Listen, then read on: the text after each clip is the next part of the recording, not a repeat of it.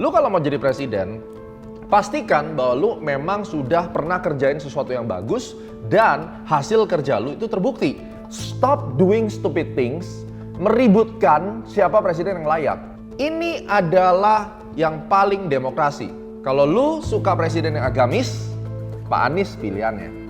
Kalau lu suka presiden yang militer, Pak Prabowo pilihannya. Kalau lu suka presiden yang dianggap atau memiliki sosok aparatur sipil negara yang lempeng, yang saklek, yang marginal, ada Pak Ganjar dan Pak Mahfud.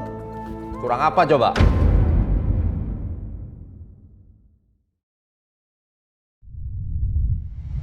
Tradepreneur, kita akan bahas tentang fenomenal presidential election Indonesia 2024. Lu harus nonton sampai habis karena ini penting banget dan lu bagikan buat yang lainnya karena point of view gua berbeda dari yang ada. Orang bilang bahwa ini adalah sisi gelap pemilu, bagi gua ini adalah pemilu terbaik sepanjang sejarah dan yang paling demokrasi. Semua pada ribut karena Gibran dicalonkan jadi wakil presiden. Orang bilang bahwa Presiden Jokowi salah menggunakan kekuasaan, nepotisme, dan seterusnya. Masyarakat banyak yang tidak sadar sebenarnya karena mereka hanya melihat dari sisi goreng-menggoreng kompetitor. Bagi saya, tiga calon presiden dan wakil presiden sama-sama keren dan tiga-tiganya luar biasa. Tapi kalau kalian bingung untuk memilih, gue akan sajikan data. Dan kita langsung fair play aja, kita nggak usah banyak retorika, kita nggak usah banyak bumbu-bumbu dan drama. Lu kalau mau jadi presiden, pastikan bahwa lu memang sudah pernah kerjain sesuatu yang bagus dan hasil kerja lu itu terbukti. Sehingga berdasarkan histori ini, kita bisa percaya ke depannya presiden ini akan pegang omongan dan menjalankan programnya. Kan itu yang menjadi masalah selama ini. Tapi, lu ingat baik-baik, garis bawain.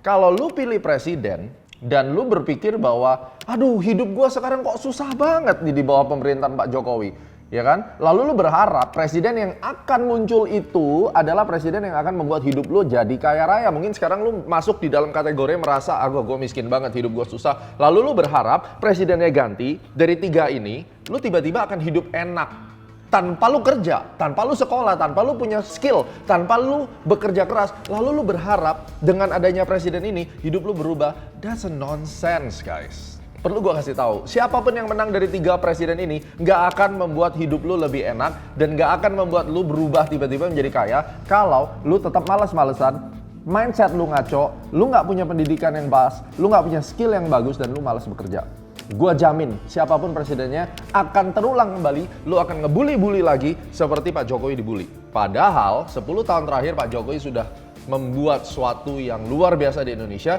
dan tentunya Pak Jokowi manusia punya kekurangan. Dari tiga presiden ini, gua jamin juga nggak ada yang 100%. Kita setuju ya hal ini ya. Ini adalah pikiran waras yang gua berharap seluruh masyarakat Indonesia punya.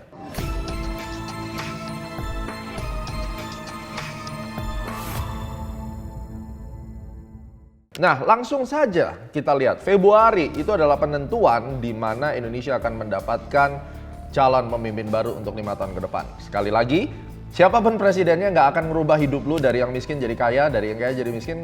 Semua itu tergantung dari Anda sendiri masing-masing. Oke? Nah, sebelum kita bahas kekuatan daripada 3 orang presiden dan 3 orang wakil presiden, kita lihat Indonesia itu sebenarnya butuh presiden yang kayak gimana.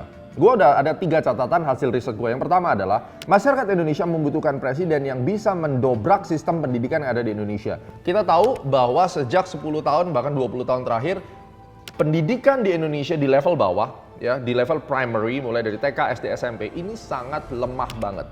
Tidak hanya dari pendidikan kognitif tapi secara moralitas juga parah. Terbukti banyak anak-anak SMA yang terlibat di dalam tawuran, penganiayaan, ada yang meninggal, ya, bullying dan seterusnya. Di satu sisi Indonesia sedang dalam bonus demografi, generasi Z sebentar lagi akan memimpin untuk generasi emas Indonesia nanti, tetapi mereka tidak memiliki kompetensi yang benar. Ini yang dikhawatirkan, oleh karena itu masyarakat tuh pingin adanya pendidikan yang berwarna. Di sini terlihat bahwa ternyata dari masyarakat menengah ke bawah itu rata-rata lu cuma lulus SMP. Jangan lu dengerin influencer-influencer yang ngomong sekolah itu nggak perlu. Itu konglomerat aja nggak perlu sekolah bisa jadi. That's wrong. Anda harus memiliki satu pola berpikir yang baik, memiliki mindset yang baik, dan itu didapatkan dari sekolah. Kalau sekolahnya saja tidak melakukan pendidikan yang dengan baik, tidak melakukan proses uji kompetensi yang baik, apa jadinya generasi kita akan sangat ketinggalan dibandingkan negara lain. Gua nggak ngomong bahwa lu sekolah pasti kaya atau enggak, ini nggak ada hubungan sama kaya atau tidak, tetapi kita bicara tingkat intelektualitas, minimnya literasi yang ada di Indonesia ini sudah dalam level kritis. Jadi di sini kita melihat bahwa masyarakat Indonesia yang pertama mereka membutuhkan presiden yang bisa membawa pendidikan di Indonesia menjadi lebih baik, menjadi applicable, dan jangan cuma teori, tetapi sekolah itu justru membawakan bagaimana kompetensi dan skill daripada masyarakat Indonesia di generasi muda ini mereka bisa applicable di kehidupan nyata. Yang kedua, masyarakat Indonesia ternyata membutuhkan pemimpin yang melek modernisasi, digitalisasi, dan efisiensi. Tokoh-tokoh ini diharapkan mereka akan membawa Indonesia menjadi lebih modern, lebih baik, dan bisa mengikuti culture daripada negara-negara maju yang tentunya kita tetap harus mengindahkan budaya timur yang ada di Indonesia. Dan kita tahu pemerataan daripada modernisasi, digitalisasi, dan efisiensi itu sangat minim dan memang tersentralisasi di Pulau Jawa. Makanya sekarang munculnya IKN, diharapkan presiden yang baru harus komit untuk menjalankan proyek IKN demi kemajuan bangsa kita. Di video gue sebelumnya gue udah bandingin antara IKN sama The Line di Arab Saudi bahwa kita sedang menuju ke peradaban baru dan kita juga memiliki misi menuju ke Indonesia Maju, Indonesia Emas 2045. Nah, yang ketiga nih yang paling kenceng sebenarnya adalah masyarakat Indonesia itu nggak pingin presiden yang terindikasi omdo atau ngomong doang. Janjinya nggak berantas korupsi. Janjinya adalah membuat hukum di Indonesia itu lebih adil dan merata. Janjinya adalah memperhatikan rakyat kecil. Tetapi pada kenyataannya, oknum-oknum di lapangan itu tidak diberantas. Memang saya tahu presiden tidak mungkin kalau tidak dibantu dengan jajarannya, di bawahnya sangat-sangat tidak bermoral, maka presiden juga tidak bisa ngapa-ngapain. Nah ini yang memang saya juga mengerti. Banyak orang-orang oposisi itu somehow ada benernya, karena memang sulit kadang-kadang hidup di Indonesia. Kalau kita nggak punya power gitu, ibaratnya kita bisa tertindas dengan kekuatan-kekuatan yang ya gua nggak tahu lah dari mana itu. Tapi ya itulah kalian kita tahu sama tahu. Nah ini yang diharapkan. Perlindungan hukum untuk masyarakat secara adil dan merata, kemudian mudahnya birokrasi, tidak banyak nih orang-orang yang ada di aparatur sipil negara. Nih mohon maaf nih teman-teman, ya kalau kita ngurus tanah, kita ngurus yang namanya IMB, kita ngurus KTP. Come on, marilah kita masuk di dalam satu ekosistem yang baru, satu dunia yang semuanya serba fair dan kemudian serba mungkin digitalisasi tadi ya dan efisien, tidak lagi ada amplop-amplop gelap dan seterusnya. Nah ini yang sebenarnya ditunggu oleh masyarakat. 3 kebutuhan masyarakat Indonesia, saya nggak tahu dari 3 calon presiden dan wakil presiden ini yang mana yang kira-kira bisa memenuhi ini.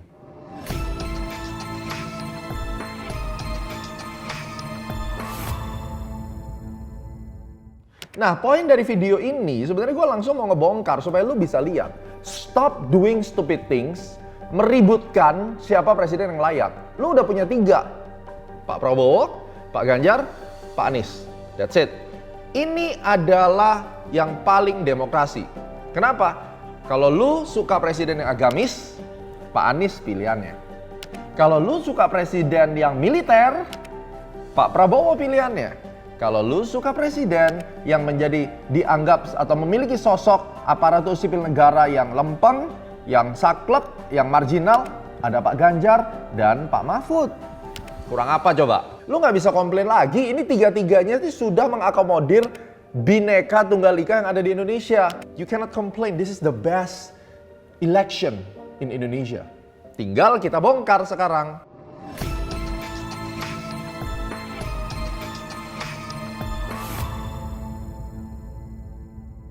Apa yang sudah dilakukan oleh 3 calon presiden? Langsung saja Pak Prabowo. Ya, gue bacain nih. Kalau salah atau kalau kurang silakan tambahin. Pak Prabowo membangun 5 SMA Taruna, 2 Politeknik, Food Estate Kalimantan Tengah, pangkalan militer di Natuna itu dibuat oleh Pak Prabowo, fasilitas latihan militer Natuna itu dibuat oleh Pak Prabowo, dan jembatan Selat Natuna. Keren, sebagai Menteri Pertahanan beliau berkarya demikian. Nah sekarang kita lihat Pak Ganjar. Sebagai Gubernur Jawa Tengah, dia membangun Bendungan Pidekso dan Randu Gunting. Tol Pemalang Batang. Wow, tentunya jalan tol itu atas approval Pak Jokowi. Sekali lagi ada Pak Jokowi juga di belakangnya. Jalan tol Semarang Demak, Jalan Keyongan, Embung Subari, pabrik semen dan penambangan Kars Kendeng, Tol Batang Semarang, Tol Semarang Solo, Tol Solo Ngawi. Nah, tapi gue bisa katakan bahwa yang tol-tol ini nggak 100% Pak Ganjar. Ini adalah karya daripada Pak Jokowi. Oke, jadi ya kita nggak bisa masukin ini sebenarnya sebagai karya 100%-nya Pak Ganjar, walaupun memang pada saat itu dia sebagai gubernurnya tentunya dilewati, ya dia ketipan hoki. Nah, sekarang bagaimana dengan Pak Anies Baswedan? Dia bikin Jakarta International E-Prix Circuit, balapan ya. Terus dia bikin International Stadium, dia bikin tuh di Jakarta tempat untuk olahraga. Yang ketiga ada revitalisasi Kota Tua Batavia. Ya walaupun masih banyak motor yang lewat sana, ya kan. Belum kelar, udah ditinggal nyalon jalur sepeda supaya banyak orang bisa sepedaan kalau pagi. JPO atau Jembatan Penyeberangan Orang, Pinisi, Bundaran Senayan, GBK, dan Polda Metro Jaya. Lalu bikin kampung susun akuarium dan flyover tapal kuda. Nah, dari sini kalian to be fair aja guys, nggak usah lah terlalu baper. Kita lihat apa yang sudah dikerjain. Ada 3 orang, yang satu Menteri Pertahanan, yang satu Gubernur DKI, yang satu Gubernur Jawa Tengah. Gue udah sebutin. Kalian yang tentuin, yang mana karya daripada gubernur ini yang paling oke. Pak Ganjar tadi tolnya kita remove dulu karena tolnya ini sebenarnya karya daripada pusat dong ya. Kalau tol nasional ini sebenarnya kan. Nah, sekarang kita lihat pertumbuhan ekonomi. Kalau Pak Prabowo itu mengurangi impor alutsista Indonesia. Kemudian Pak Anies membuat pertumbuhan ekonomi di Jakarta recover, tetapi ada catatan, belum sebaik pre-COVID. Terus tingkat kemiskinan stagnan, tingkat pengangguran juga melemah. Nah, ini prestasi dong, ya. Ada prestasi kerja untuk ekonomi oleh Pak Anies. Bagaimana dengan Pak Ganjar di Jawa Tengah? Pertumbuhan ekonomi belum sebaik pre-COVID. Jadi sama nih berdua, kita review nih ya, mereka sama. Tingkat kemiskinan stagnan, tingkat pengangguran stagnan. Jadi kalau bicara tingkat pengangguran, di Jakarta lebih baik. Oke, itu perbaikan ekonomi, jadi nggak ada yang signifikan. Tiga-tiganya sebenarnya nggak pernah menunjukkan bahwa mereka tuh expert banget di dalam ekonomi daerah provinsinya masing-masing. Ya, kita lihat awardnya. Awardnya banyak banget sih. Kalau award sih gue nggak mau bahas ya, karena ya you know lah, yang namanya award ya suka-suka yang ngasih award. Nah ini awardnya di layar nih. Kalian lihat aja sebanyak ini awardnya, oke? Nah sekarang kita breakdown lebih dalam tentang Prabowo guys. Perbaikan apa yang dilakukan? Ternyata beliau itu memperbaiki banyak hal nih. Salah satunya adalah ekspor impor senjata dan kendaraan tempur Indonesia itu positif banget. 2019 itu cuma $479.000 Amerika. Nah, ekspor senjata dan amunisi itu gila banget, tumbuhnya 500%-an guys dari periode sebelumnya. Dan juga, lu tahu nggak kalau ternyata Indonesia itu mengekspor kendaraan tempur dan bagian-bagian atau aksesorisnya itu ke berbagai negara. Itu karya daripada Pak Prabowo. Nah, sekarang kita lihat langsung Pak Anies. Kan tadi gua ngomong, dia membuat ekonomi di Jakarta itu naik, ya, tapi kenaikannya itu tidak sampai melebihi pre-COVID. Lu bisa lihat di chart nih, di grafik. Jadi grafiknya tuh belum sempat break daripada high sebelumnya. Cuma ini peran daripada Pak Anies. Nah, tingkat kemiskinan dan pengangguran di DKI itu kalau kita lihat tuh sideways, stagnan ya di situ-situ aja. Memang nggak turun sih, tapi ya juga nggak tembus naik. Artinya ya cukup bagus ya beliau menghandle. Bagaimana dengan Pak Ganjar? Nah, kalau kalian lihat di sini Pak Ganjar tuh berhasil meningkatkan PDB Jateng di Jawa Tengah tuh oke. Tapi ya nggak nyampe prestasi sebelum peak COVID. Jadi nggak bisa recover pada intinya gitu. Karena memang kalau di daerah tuh agak susah dia recover. Penduduk miskin di Jawa Tengah terus menurun walau tidak signifikan selama Ganjar menjabat sebagai gubernur mereka. Oke? Itu prestasinya.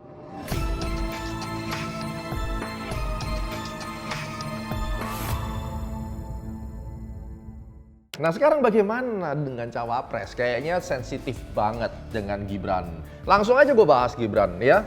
Sama gue breakdown pembangunan infrastruktur. Dia bikin Sport Hall Tirtonadi.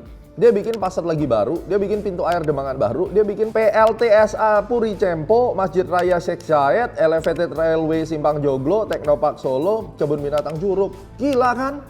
Jadi lu jangan menghina Gibran nih. Kalau kita lihat infrastrukturnya dia banyak diem loh. Kalau ditanyain ya dia sinis-sinis gitu sih Bro Gibran ini. Tapi dia ngerjain banyak hal. Diem tapi kerja. Kita lihat Caimin. Yang dia karyakan, Caimin di DPR RI itu telah menyuarakan banyak ide dan gagasan mengenai pembangunan terutama fokus pada pembangunan desa. Gua belum punya data Caimin ngerjain apa saja di dalam proses pembangunan desa itu. Dia mengkampenkan apa. Memang fokusnya ke pembangunan desa tapi desa yang mana gua nggak tahu. Kalau kalian tahu coba komen di bawah. Kita lihat Pak Mahfud.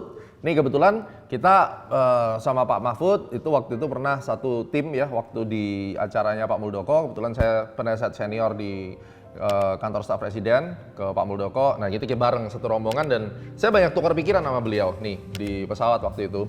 Pak Mahfud orangnya low profile dan super pinter. Sebagai Menko Polhukam, Pak Mahfud telah menyuarakan banyak ide gagasan mengenai pembangunan terutama berhubungan dengan mempertahankan budaya RI dan juga beliau sangat kritis terhadap jalannya hukum peradilan di Indonesia. Dan ini salah satu benefit kalau kita pilih salah satu pasangan Ganjar Mahfud ini karena adanya Pak Mahfud yang sangat marginal dan saklek terhadap hukum, ya. Itu salah satu benefitnya. Pilihan yang berat memang. Gibran infrastrukturnya luar biasa pembangunannya dan kita punya infrastruktur hukum itu dari Pak Mahfud. Bagaimana dengan ekonomi? Gibran membuktikan bahwa angka kemiskinan di tempat dia kerja itu menurun, angka pengangguran juga menurun, pertumbuhan ekonomi meningkat. Gue salut sama lu bro Gibran.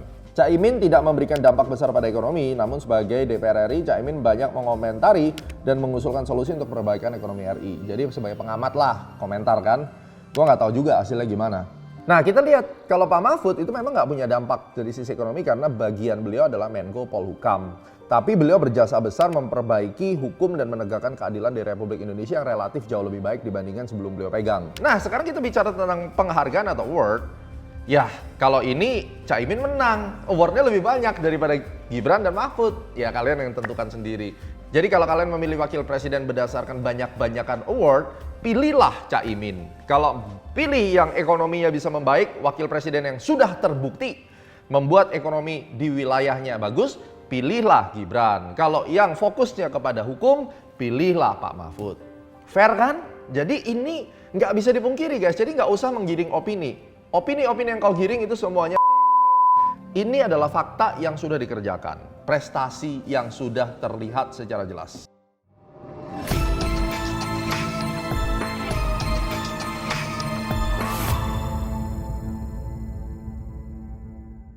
So, kesimpulan gue adalah yang pertama, lu jangan ikut-ikutan untuk menjadi haters dan mengatakan bahwa pemilu kali ini tuh sangat-sangat gelap. Pemilu kali ini adalah pemilu yang paling demokrasi, pilihannya mengakomodir semua jenis kalangan.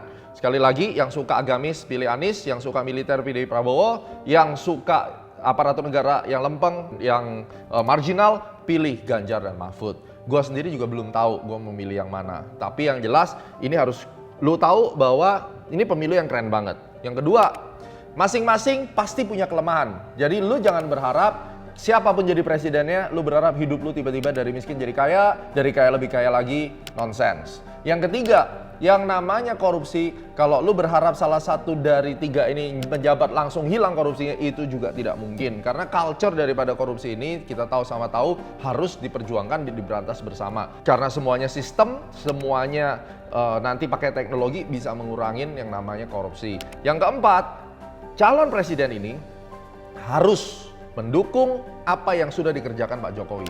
Bukan karena gua pro ke Pak Jokowi, tetapi lu pikir begini guys.